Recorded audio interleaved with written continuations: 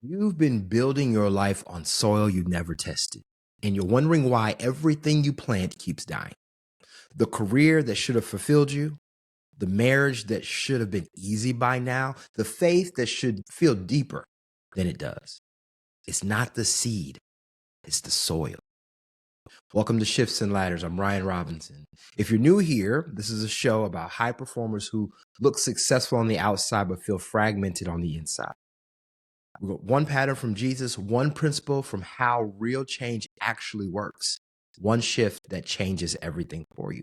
We've been laying a foundation, and straight up, we've been talking about what wholeness looks like, how Jesus modeled it, and why most of us have been living fragmented lives without realizing it. Okay? This series, or the next 4 episodes, that is about rebuilding. Because knowing you're fragmented and knowing how to become an integrated person are two different things. And today we're going to start where nobody wants to start. Ground zero. Underneath the ground is where everything is built. And we're going to build up right now. So let's go. Jeremiah chapter 17, verse 7 and 8. It says this: "But blessed is the one who trusts in the Lord, whose confidence is in him. They will be like a tree planted by the water that sends its roots by the stream. It does not fear when heat comes. Its leaves are always green. It has no worries in a year of drought and never fails to bear fruit." Good word, ain't it? Most people read this and think the lesson is about trust. It is to an extent, but it's a bit deeper than that. The tree doesn't survive the heat because of willpower. It survives because its root system had already found water before the drought arrived. The tree didn't panic about started to dig for water when the sun got hot. It already had the underground work done in the quiet season. And when pressure came and the heat started beating down, it had something to draw from before it needed it. So now let me ask you a question. When pressure hits your life, and it will, what are you drawing from? Here's what I see most individuals, I'll say most individuals, this is what they do. They've built impressive structures in their life. The career is real, the business is real, the ministry is real, the family looks solid from the outside. Everything's looking good, sexy. You put it on Instagram and everybody's smiling, but the root system is shallow. And what they've never gone to do is check the roots. There are wounds underneath the ambition. There are wounds that got covered up, not by heat or by anything else. It just got covered up. They weren't healed. It's like putting a bandage on a bullet wound. Shout out to Taylor Swift. A father who was never satisfied. So you built a career that proves you're enough. Financial crisis in childhood. So you hoard control and call it stewardship. Betrayal that taught you vulnerability is weakness. So you lead from a fortress instead of from foundation. And this is the thing, y'all. The wounds don't go away. All the issues never go away. They just go underground. And everything you've built, you built it on top of unhealed soil. So here's a powerful process that I've used when I've worked with individuals in the corporate space. And when something keeps going wrong, a pattern you won't quit, you can't fix it with surfacey stuff. You have to ask why to get to the root cause. Okay. Now, why does this keep happening? That's one level. Let me give you an example. Let me start over. Let me give you an example of how this actually works. Okay. You ask yourself, say you have an issue of I don't know, you spend money too much. You ask yourself a question like, why does this keep happening? That's one level you dig. Then you ask yourself another why to the answer to that question. And then ask another why question. Then you continue to ask yourself those why questions 5 times. It's like peeling back an onion. And most of us stop at the first and second layer because that is where it gets comfortable. That is where all the answers sound like a scheduling problem or a strategy problem or someone else's problem. But the real answer is usually getting down to 5 layers. It's 5 layers down where almost, I'll say 9 times out of 10, it's a personal issue that you have not dealt with. Almost always rooted in something that happened long before your current situation is the root to the problem. And most individuals that I work with or pray for or even come up to in business are solving layer 1 and layer 2 problems. I need better time management. I need to delegate more. I need a better morning routine. Those are symptoms of stuff. Those are symptoms of issues, not the root cause. The root cause is usually sitting in a wound from 20 years ago that nobody ever named. You can't out-strategize a soul wound. You can't schedule your way around it. You have to go underground to deal with it. Okay, I'm going to be transparent with you. There was a season in my life where I built everything I thought I was supposed to build. Corporate credentials and certifications, ministry platforms, businesses that I started, blogging. I kept hitting the same wall. Different context, but it was the same pattern. I kept overperforming in public and underconnecting in private. I kept saying yes to stuff and no to stillness, because stillness, I have to deal with stuff. You cannot be distracted in stillness. I kept choosing a version of me that got applause over the version of me that actually needed healing. And when I finally had the courage to ask myself why, not once, not twice, 5 times deep in different areas of my life, I found something that I didn't expect. I wasn't driven by a vision. I was driven by wounds. And that wound had convinced me that if I ever stopped building, I would feel what I'd been running from. And I hated to actually face that in the mirror. I had to deal with me. Because once you stop running, you have to literally look at the thing you've been running from. Ambition and positive pursuit of a desired goal all look the same until you sit down. And that's the deal underneath the deal that we talked about earlier. I'll keep performing if you promise not to suffer. That is the sign of an individual who has not been healed, but pursuing those things. And we like individuals and people who like to pursue things. It looks good. It looks sexy. It's great. But we never want to know what they're actually running from, because it doesn't benefit us, because we benefit from the performance, not from a whole person. So what does that actually look like when we do that? Okay. All right. So Matthew chapter 7, verses 24 through 27. We're going to talk about this. It's the parable of the wise and foolish builder. You might have heard it, but we're going to run this back here. Therefore, everyone who hears these words of mine, this is Jesus speaking, and puts them into practice is like a wise man who has built his house on the rock. The rain came down, the streams rose, the wind blew and beat against that house, yet it did not fall because it had its foundation on the rock. But everyone who hears these words of mine and does not put them into practice is like a foolish man who built his house on the sand. The rain came, the streams rose, and the winds blew and beat against that house, and it fell with a great crash. Now, here's what I want you to catch. The same storm hit both houses. Both builders experienced the rain.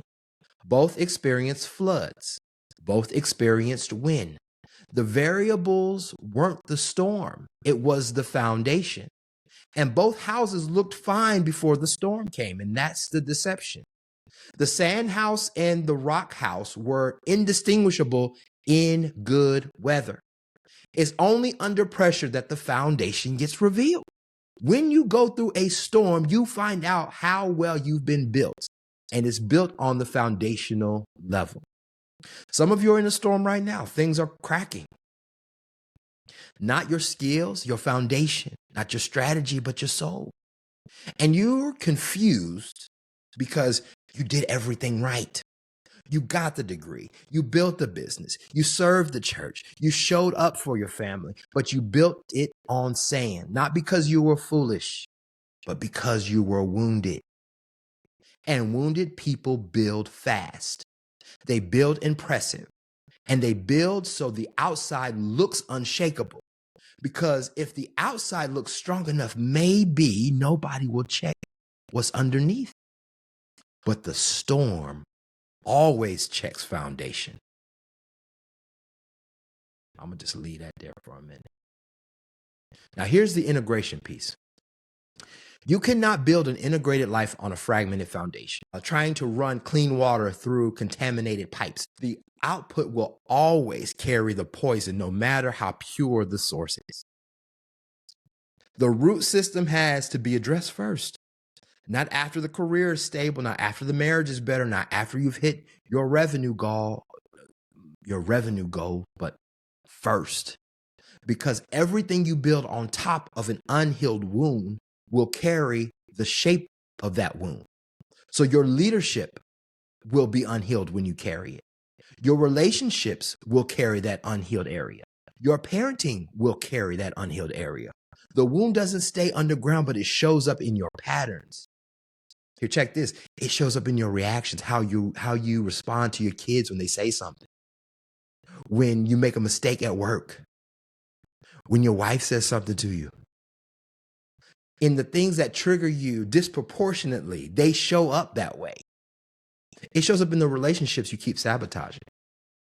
That reaction is your diagnostic. It's the root system sending you a signal that something is not right. And that the work of integration starts with excavation. Not because you're trying to dwell on the past, but you can't build forward on ground you've never examined. Okay? Ooh, goodness. Good God. I feel this because I know what it's like when you live a fragmented life. You cannot go forward. You will continue to find yourself in the same cycle, year in and year out, wondering what went wrong because you hadn't dealt with the root cause. And it looks like you're living in Groundhog's Day. That's a movie. Look it up. And you will continue to live that cycle until you address what the root problem is. Okay, so I'm going to give you a couple tools here. There's one tool, and we started this, is like 5 whys. Okay. I want you to take a pattern that you've seen, once you've been aware of it, something that keeps showing up. Maybe it's inability to help or receive help. Maybe it's a compulsion to buy things. Maybe it happens when you shut down emotionally. It's usually feedback that people tell you, like, you always do this. That keep asking why you keep doing it, and ask yourself 5 times. So I'm going to give you a little bit of example because I've been told I've been an overworker, over hard worker, that I've actually been addicted to work over time. But it says this. Level 1 might be like this. I overwork because there's a lot to do. Level 2. I overwork because I feel like I'm behind. I need to stay late. I need to do some of these extra things to get done. Level 3. I feel behind because I believe I should be further by now. Level 4. I believe I should be further because I was taught that my value is tied to my output. Now here's the level 5. I was taught that because my father never acknowledged anything that wasn't a measurable achievement. Now you're at the root. That is where the real work begins, not at level 1, where you can buy a new planner, but at level 5, where you can grieve what never was given. That's tough. You got to be brave and have courage to dig deep because it gets dark down there, but it's needed. Okay. That's tool number 1. Tool number 2, a soil test. I got to find a better word for that, but it's a ground test. It's simple, but it requires honesty. Write down the 5 domains of your life: work, home, faith, health, community. And under each one, answer this question: what am I building here? And what wound is underneath the building? And not every domain has a wound driving it, so don't dig up something that ain't there. But most fragmented achievers will find at least 2 or 3 where the ambition is rooted in a pain other than the purpose. And that difference matters because purpose-rooted building produces fruit that nourishes. And wound-rooted building produces fruit that impresses but doesn't satisfy. It's like empty calories. And you've been eating from the wrong tree long enough to know the difference now, okay? So here's your assignment this week. Please do not skip it because this literally builds up from here, the rest of the actions that come. It's foundational, literally. I know you want to get to the strategies, the frameworks, the systems, how to rebuild content, all the fun, sexy stuff. That's coming. We're going to talk about that too.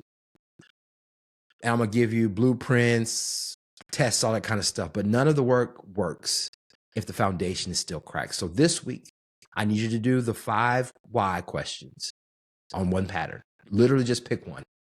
A pattern that frustrates you the most, the one that you keep telling yourself that you should have fixed by now. Go 5 levels deep on that. Write it down, not in your head, but on paper. And your brain will try to protect you from the truth, but the pen won't. So pin it down, literally.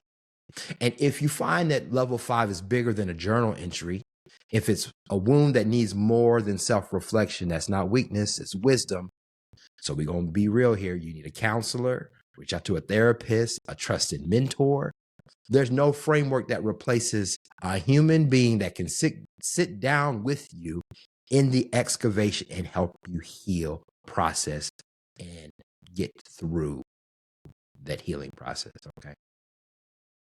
Now, the next episode, we're going to get practical. We're going to talk about a friction test. And we're going to map out exactly where the fragmentation is actually costing you time and energy, relationships and money. So you know precisely where you need to rebuild first. It's so important to know which one is the priority first before you start working. But we got to get down to the root cause so that you can heal and grow from there. Okay. I got a fragmentation assessment. If you haven't taken it, there's a link in the description. I want you to take it because it'll help you at least get to know where or your current state of fragmentation. And if anything, take it so that you know, share it with somebody. All right. I'm Rion Robinson. This is Shifts and Ladders. Stop performing and start becoming whole. Until next time, we'll see you in the next one.